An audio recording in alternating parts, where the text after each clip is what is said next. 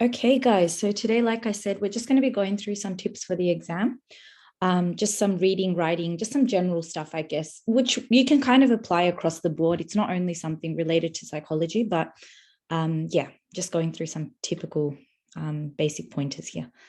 All right, and you must excuse my voice. I am recovering it. It's better than it was at the beginning of the week, but it's still not. I still kind of sound a bit like a horse, so it's still not there fully. Anyway, so this is the every year, some of you might already know this, every year VCA usually submits or kind of like releases, their exam front cover for each subject.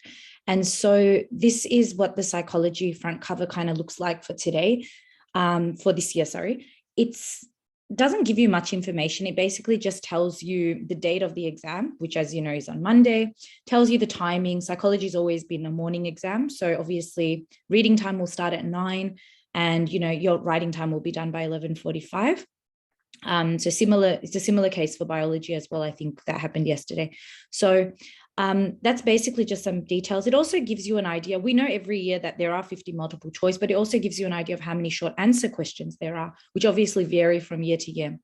So this year there are 8 short answer questions worth 70 marks. Now, what does that tell us? Obviously, one of those questions will be a 10 marker. So that's obviously going to take up 10 marks of the 70. The remaining 60 marks will be then distributed between 7 questions.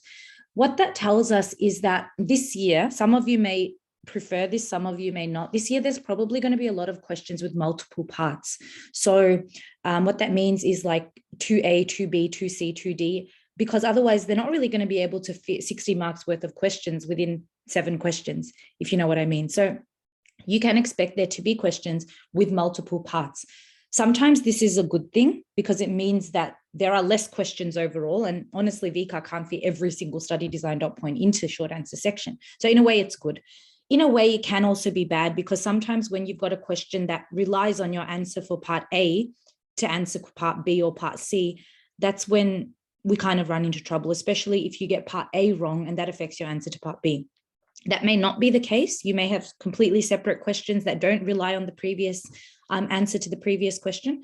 But it's just good to know in advance that this is kind of what the structure is looking like for section B. The question and answer book of 32 pages, that's typical. Obviously, some of those pages are just blank at the end, and some of those pages will be, this page is blank, useless page, that just is a part of the printing process. But yeah, that doesn't mean that you've got 32 pages of questions, if that makes sense. Okay, you will get a separate answer sheet for multiple choice questions, which will look identical to the one that you got in the trial exam in the holidays. And I'll show you what that looks like on the next page. And obviously, as I said, there are extra pages right at the end of the booklet, additional space. You've got about, I think it's 5 or 6 extra pages there after the extra space for responses. So that will give you extra space if you do need to complete an answer. Now, you really need to be careful, guys. I know a lot of you already do this, but when it comes to continuing an answer at the back of the booklet, if you've got like writing and you're writing and writing and writing, and you need to continue at the back, put some indication there. So you just write continued at back, or just write check back or something like that, okay, at the end of your answer. Reason is that when we get the papers for marking, we don't get a whole paper scanned through. We only get 1 page scanned through. So your assessor, if they don't see that there's an indication there to check at back, they're not going to scan the extra page at the back of your booklet. It's just going to get lost. So you must indicate, if you are continuing your answer at the back of the booklet, check the back or continued at the back, okay? Make sure you do that. Otherwise, they'll just think you ran out of time and just stopped mid-sentence. So really, really important, guys, to do that. Otherwise, your paper won't get scanned through, okay? Because as I said, it's not your whole paper that's scanned as one. It's individual pages of each exam paper that are scanned, okay, because we mark it question by question. And I think that's the case for other science, VC science subjects as well, like chemistry as well. So just something to keep in mind there to remember to do. Can we write beyond the lines within the same page? Yes, you can. So you know how sometimes you get questions, and you guys who've been doing some trial exams may notice this. You get a question like question 3, the question is that long, and then they've got space, and you've got like this much extra space at the end after the line stop. You can write in that extra space because the entire A4 page is scanned. Yeah. So they don't only scan the component of the question, they scan the whole A4 page. Just don't write in any places where it says do not write in this space. You know, the vertical black color shaded bars on each side of the page where it says do not write. Don't go too into that area. Also, don't go too like towards the end of the page. So if the page number is here, like 22, don't try to write beyond the page number. Okay. Because obviously when we scan any A4 paper, those bits and pieces right at the edges or corners may not get scanned. So don't go too further down into those extreme regions. Okay. And then you should be fine. So we can't write past the lines if we have, you can write past the lines. So as I said, if you've got a little bit of extra space where the lines finish and there is like a good chunk of space, you can write on that space because that whole page will be scanned. But if you're continuing your answer at the back, just make sure that you write continued at the back of it. So if you use that extra space and you need extra space beyond that, just make an indication there. Okay, so let me clear all these drawings. Yeah. Okay, so what else do we need to talk about here? 1 second, and then I close this. Okay, I haven't used Zoom in such a long time. Okay, here. Okay, good. Okay, what else do we need to talk about? Your student number. You should already know your student number, your VCA student number. You've got the boxes there to write your student number and then your letter. Okay, you need to check that your name and student number are printed on your answer sheet for the multiple choice questions. You need to make sure that those are correct. Your VCA supervisor will obviously ask you to check that, and you need to sign your name in the space provided to verify that information. Okay, it's all just admin information, but it needs to be all correct. Now, what do you need to bring on Monday? What you need to bring is basically a 2B pencil for multiple choice questions. Now, if it's not 2B, it's not a big deal, I guess. They just recommend 2B because it's darker and it can obviously shade better. It's picked up better by the scanner because, as you guys know, multiple choice questions are marked by a computer, not by people. So 2B pencils recommended. If you don't have a 2B pencil, just kind of shade darkly. A sharpener, okay, if you're using a mechanical pencil, I suppose this won't be an issue, but if you're using a old school typical grey lid pencil, then yeah, a sharpener would be good. A good quality eraser that can rub completely, if you make a mistake in multiple choice, you can completely rub it out properly without like ripping the paper, okay, and without leaving any residue or marks behind, because obviously if you've really shaded something darkly and then you've rubbed it out but it's still there, the scanner may still pick it up. A blue or black pen. Now, you can't write in other colors like purple or pink because obviously those colors may not get picked up by the scanner. Blue or black is your best option. Don't write in grey lid for the same reason, because those answers may not be picked up by the scanner, okay, when they scan your papers through. Obviously, they do scan both the multiple choice section, that's marked by a computer, but the short answer section is marked by people, by the assessors, but it needs to be dark enough that it's easy to read. Also, another reason, guys, why I say use a blue or black pen is because when you write with a different color pen or write with a pencil and your handwriting is less than ideal, it can actually make it really hard to read, especially if you're someone who writes quite lightly or doesn't put much pressure on the page. Another bit of advice is, I'm not sure many of you do use these, but don't use those erasable pens, the ones that have a little eraser on one side that you can erase the pen off the page. Reason is that when you write with those pens, I know it's not hot in Melbourne right now, but if those papers are put in a really hot room, the writing can actually rub out, or the writing can actually fade because of the substances used to make those erasable pen ink. So just don't use the erasable pens, I guess. Highlighter, so obviously just a green or whatever. You can have different colors if you like to shade different parts of a scenario. Highlighters are completely permitted material. A ruler, at least a 15 centimeter or small ruler, guys, because if they ask you to draw a graph, it's always good to have a ruler there with you. Also, if you want to make sure you're aligning your multiple choice questions and that you're shading the correct bubble for the correct question, having a ruler to align everything out can also be good as you go through those multiple choice questions.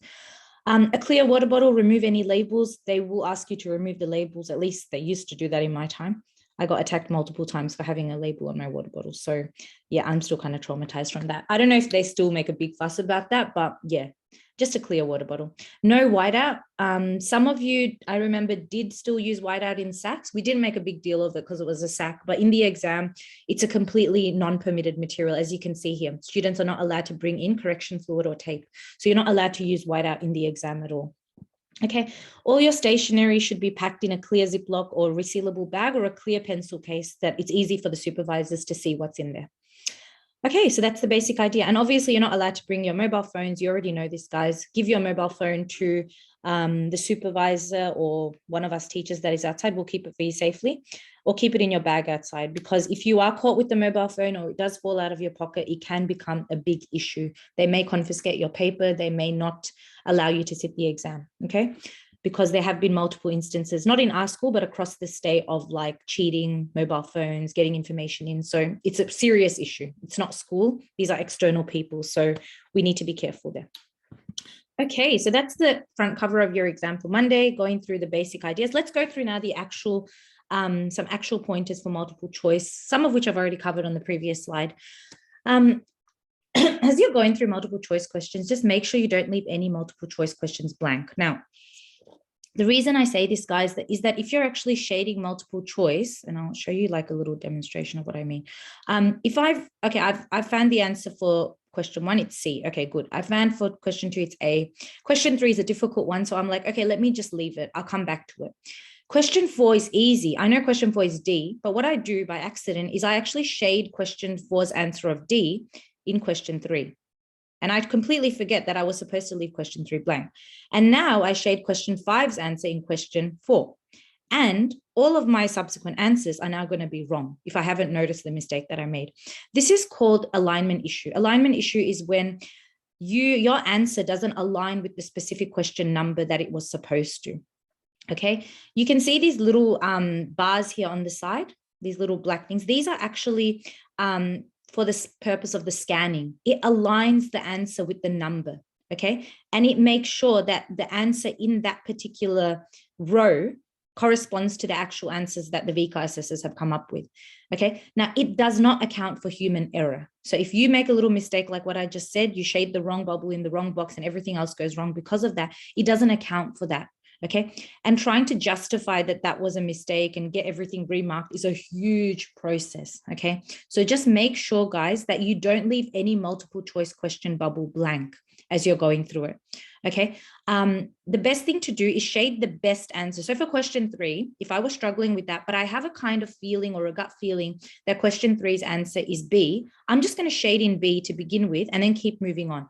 And on the side or on my paper, not on the multiple choice answer sheet, don't put any unnecessary stuff on this.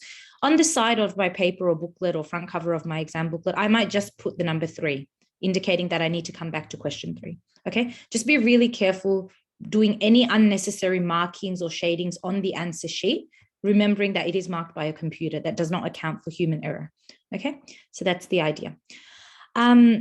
Also make sure that you shade within the bubble or square and that your shading of one bubble square doesn't spill over to the other question. So what that means is don't do something like this. Like, I know you guys are not stupid, but like, don't like shade the whole thing and make the shading go into like a bit of bubble number 2 and bubble number 4, if that makes sense. Because again, it is a scanner. You can see how the little black rectangles are perfectly aligned. Okay, so you need to make sure that your shading is within that specific square, okay, and doesn't go outside that. Also, make sure your shading is dark enough that the scanner does pick it up. Question, do we sign our name on the answer sheet in pencil or pen? I don't think it really matters, to be honest. The signing is mostly just for verification. Let me just see what it says on the actual, I think it says use pencil though for all entries. Let's have a look. Use a pencil for all entries. Yeah, just sign with pencil then, I guess, because it says use pencil only. So just sign with a pencil. That's fine. Yeah, so that's some advice for multiple choice questions, just some very general basic advice. Here's some advice, guys, from the VCA assessors, who usually always give very similar advice from year to year. This is also the same advice they give in their assessment reports. So students are advised to write within the marked boundaries for each question. I've already mentioned this. Obviously, don't write beyond that. Do not write in this space. Don't write too further down into the page, like on the very corners or edge of the page where you flip the page, because that might not get scanned. Obviously, writing in any blank space underneath the lines or where the lines stop is fine. That would still get scanned. Okay. If you are going to be continuing your answer in the extra space at the back, do clearly indicate that you're continuing it there. Okay. Also, avoid waffling, avoid padding information in your responses, directly answer the question. This is the case for all questions, even the 10 marker. You don't need to give unnecessary information. Okay. That will also take away from your writing time. It will just make your hand, very tired as well. So just make sure that you're just directly answering the question. Also, this is where a highlighter can be really helpful. Sometimes the questions are a bit wordy. So there are multiple components to one question in one sentence. Highlight each part of the question. So if it says, name the characteristic of a mentally healthy person, that's one part of the question. And then if it says, explain how it is not seen in, I don't know, Catherine when she was doing her VCE exams, shade that part of the question, because those are two components of the question and you need to be able to address both components in your answer. Okay, so that's really important. Students need to ensure they make reference to the scenario in scenario-based questions. This is really important, guys. It's not just about including the name of the person, it's about including details of their situation or event as well. So if we go with that previous question I just made up, I might say, okay, Catherine is not reflecting the characteristic of resilience because when she received her first SAC mark for psychology, she was unable to adjust to getting a low mark, and she was unable to bounce back and do better for her next SAC. And that might have been information that was already in the scenario, but what I've done is I've taken that and now really embedded that into my information, as opposed to just saying Catherine doesn't reflect resilience because she doesn't bounce back, and not giving any extra information about the SAC or about how she got a low mark. Okay. So that's really important, guys. Vika have really said this many times. If you only include the name of the person, but not any details about the context or the situation or the event, you will not receive full marks. Spelling errors are not penalized, but the misspelling of the word, if it causes it to resemble another word, then it will be, you will have marks deducted. Okay, so words like glutamate, they are scientific terminology, so they must be spelled correctly. Do not repeat keywords in your response when defining terms. We've been telling you guys this whole year. We say an inhibitory neurotransmitter. We shouldn't say it inhibits neural activity. We should say it prevents. We should say it obstructs. We can even say it hinders neural activity, but we can't say it inhibits. Similarly, for observational learning with the different stages, in the stage of attention, we don't say the learner pays attention. We say the learner observes, or the learner focuses, the learner watches. Okay, we unpack that word. I know it seems like really like common sense, but it's something Vika do look out for. And even last year when we were marking those exams, like they were saying that students have to unpack those terminologies. Even with the question on spontaneous recovery, students who just repeated the keyword and said, oh, the response was spontaneously recovered by the dog, they weren't actually able to get those full marks there, because that's not unpacking the word. You needed to say that there was a sudden reappearance of the conditioned response after a period in which the conditioned response was thought to have been extinguished. So you need to unpack that. When distinguishing between two or more concepts, students should use connecting or linking words. On the other hand, in contrast, in comparison, in addition, this might also be helpful for the 10 marker, where a lot of the time this skill of comparing and contrasting concepts is assessed. Okay, some little exam prep tips. I know that these are a little bit, do you think we'd need to bring a dictionary in case there are words? No, you're not actually, dictionaries are not actually a permitted material for the psychology exam, which I find unfortunate, especially given how wordy some of the past exams have been. A lot of the psychology past exams have really disadvantaged students, especially from EAL backgrounds where English is not their first language. I think for you guys, though, they won't use any vocabulary there that isn't already something you should know. But it's more so disadvantageous for people who are from those English as a second language backgrounds. But yeah, you're not allowed to bring a dictionary in either way for any of the science exams, as far as I know. So you should be okay, hopefully. They shouldn't be using words that you don't know at all. So these are some exam prep tips, guys. I know that you guys have been doing your exam prep, so most of this is still, most of this may not be completely relevant because you're already doing it, but yeah, doing full practice exams under time conditions. Try to at least get the Vika ones done. Even if you don't want to touch those ones on the drive, that's okay. Try to at least get the Vika ones done, because you guys are in the last year of the study design. You've got a good backlog of exams. You've got 2017, 2018, 2019, 2020, and 21. That's 5 exams. Even if you can do all 5 of those Vika exams and read through those assessment reports, you will benefit so much. If you're strapped for time, I know a lot of you have 2 exams on Monday. or you've got exams coming up on Wednesday as well. So if you're really strapped for time, even doing single selected questions about the topics that are difficult for you is still going to be effective. Okay. And when you're doing those single questions, use the exam timing of 1.25 minutes per mark. So if you're doing a 2-mark question, put a timer on your phone or your watch for 2.5 minutes. Okay. If you're unsure about any content and textbook isn't helping, you can just look for alternative ways of understanding it. So you can go onto YouTube. My YouTube playlist for the Zoom recordings from last year and the year before covers a lot of the Unit 4, almost all the Unit 4 content and a little bit of the Unit 3. So you can go through that. You can rewatch those Ed Rollo videos. Simply Psychology is a good website that explains. Even Wikipedia can help. Okay, for example, I remember the day before my exam, like I was struggling with Alzheimer's disease. I literally like went and read a whole Wikipedia page on Alzheimer's disease. Like it kind of helped. Okay. Use reading time to mentally map or plan what you might write for certain questions. So if a question is asking you about something like, factors that influence whether we will observe a model, observational learning, you might start to think about what are the factors that you remember from that PowerPoint slide and think about which ones would best match that scenario. Okay. Also, towards the end of reading time, you may get a minor head start on the first few multiple choice question answers. I'll talk about what that means. Look, if you're really can't be bothered doing actual full questions, even planning out answers for questions is still helpful. It's still better than doing nothing. So even just like planning out what you might include or breaking down the mark allocation and thinking about what things you might include in an answer can still be very helpful. This is also important, guys, with short answer questions in the exam. Before you even put pen to paper, and this is a really good way to use your reading time, look at the mark allocation and look at the space given. If it's worth 2 marks and they've given you 4 lines, you don't have to write an essay, okay? Also, reading the question, looking at the mark allocation can give you an idea of how many examples you might need. If it's an explain question and it's asking you to explain, a characteristic of a mentally healthy person, if it says a mentally healthy person or a characteristic, it's only 1, okay? You can obviously work out how much you need to include by looking at those components there. All right.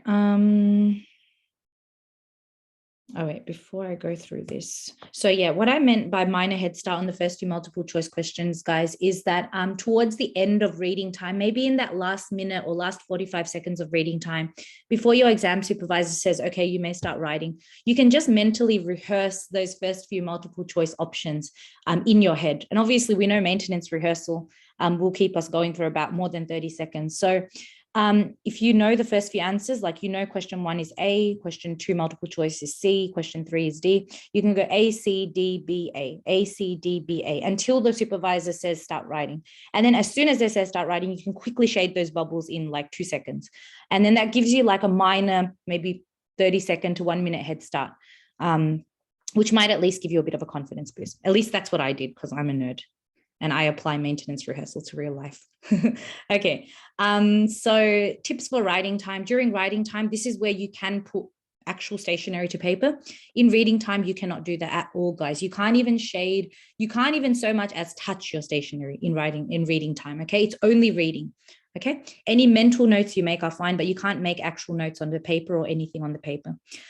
So during writing time, this is where you bring out your highlighters, you bring out your pens, you can underline, you can highlight any keywords in the question that you need to focus on, especially if it's something like evaluate, you need to bring up some kind of strength or limitation there. Underlining key terms or points in your response, it's not compulsory, but it makes your answer easier to follow for your assessor. That doesn't mean it's going to get you extra marks, obviously.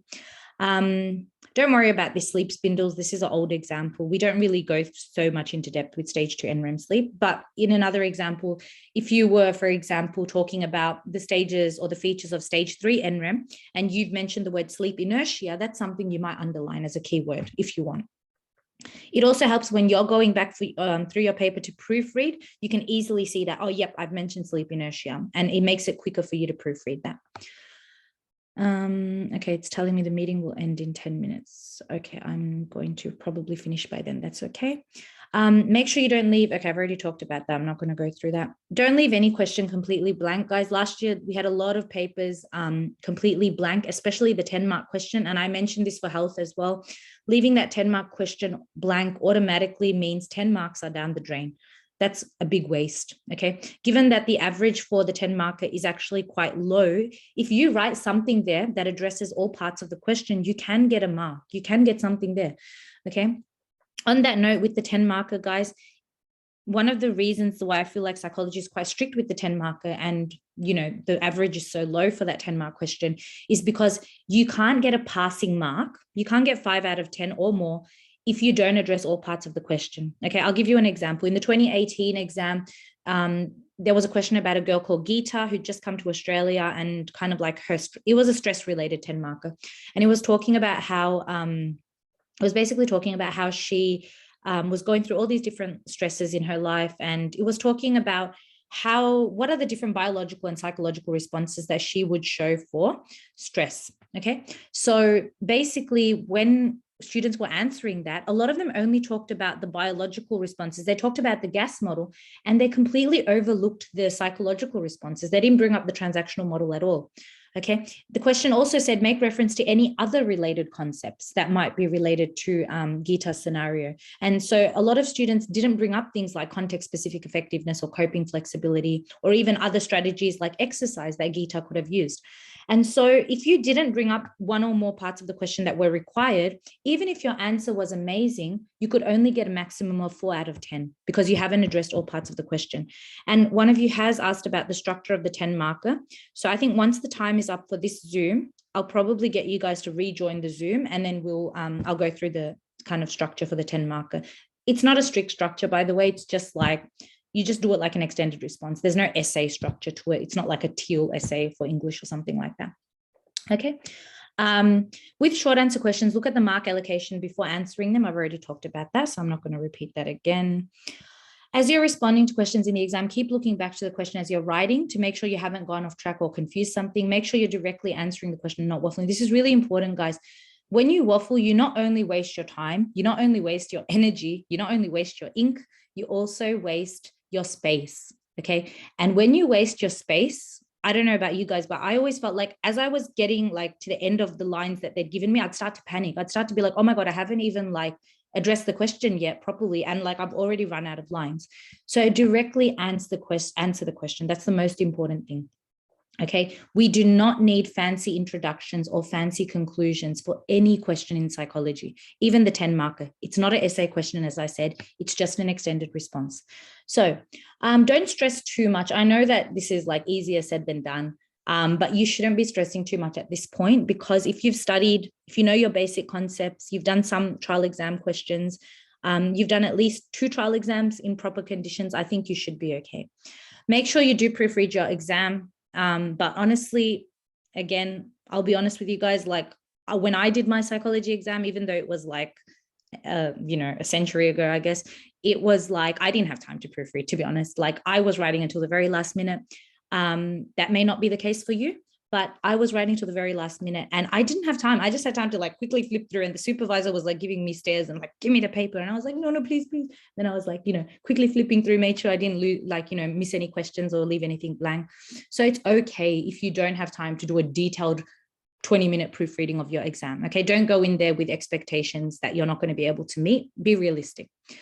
After the exam, this is really important as well, guys. I think it doesn't happen as much now as it used to before. Try not to get caught up discussing answers. Back in my day, we used to have like full on, we used to come out of the exam and try to be like VICA supervisors VICA exam assessors. Like, oh, I think they're going to, mark it this way for this question. I think they're going to mark it for this. They wouldn't take this answer. They would take this answer. And it really stresses you out. And to be honest, when you're actually doing the exam and when they're actually marking the exam, they look at the variety of student responses across the state. Sometimes the original marking guide the VICA chief assessor has created has to be modified 4 or 5 times just to account for the diversity of responses that students have given. A lot of the time students give responses that even the VICA chief assessor didn't predict or didn't expect. And so we've got to then include those answers as a possible correct answer as well. So don't doubt your efforts. Don't discuss the answer too much or the exam too much. Even me and Miss B, we're going to be there, inshallah, after the exam, but we're not going to bother you about any questions. Okay, so if you don't want to talk about the exam, It's okay. You don't have to dodge eye contact with us. We're not going to ask you anything. Okay. So don't stress. Also, honestly, if you feel like you struggled with a specific question, the chances are the rest of the state did too. And this is usually the case across the board. Even when I'm discussing with teachers I know from other schools, I'm like, oh, my students found this question quite hard. She'll be like, oh my God, my students were the same. Like a lot of them said they left it blank. So it's often the case that questions that are difficult for you will have been difficult for the majority of the state. And we see that reflected in the average mark for the questions if you go through those assessment reports. Okay, so that's basically it in terms of the structure, in terms of the tips for the reading and writing time. We still have 4 minutes before this Zoom ends, guys. I think I can just use the same link for you guys to rejoin after I end this meeting. But do we have any other questions, anything relating to reading and writing time before we go? Just feel free to put that in the chat or unmute yourself if you like. I'll just stop the recording here, I guess.